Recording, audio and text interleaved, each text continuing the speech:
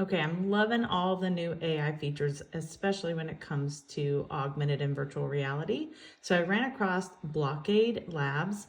I love what they're doing here where you can actually draw in your own items, and then it will convert whatever you draw in this space into a 360 image, which is perfect for right now because we need more 360 images to be able to create some of our virtual experiences.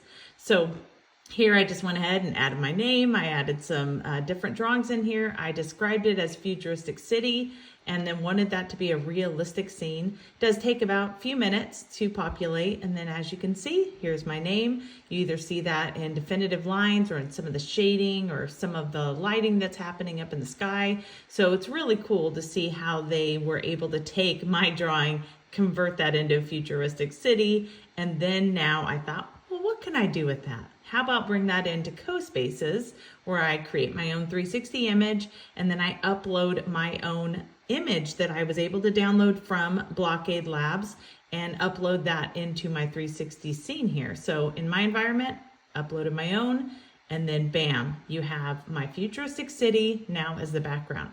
So in CoSpaces, of course, I can add in 3D objects, animate some of the characters, even add in some code. So I went in here and added what would I typically see in a futuristic city? I don't know, maybe not this, but who knows what's ahead, right? So I added in this train, and then I went ahead and added in some wild things like animals that walking down the street. I animated them just for fun, made them small so they look like they're farther away and they're laying on the street.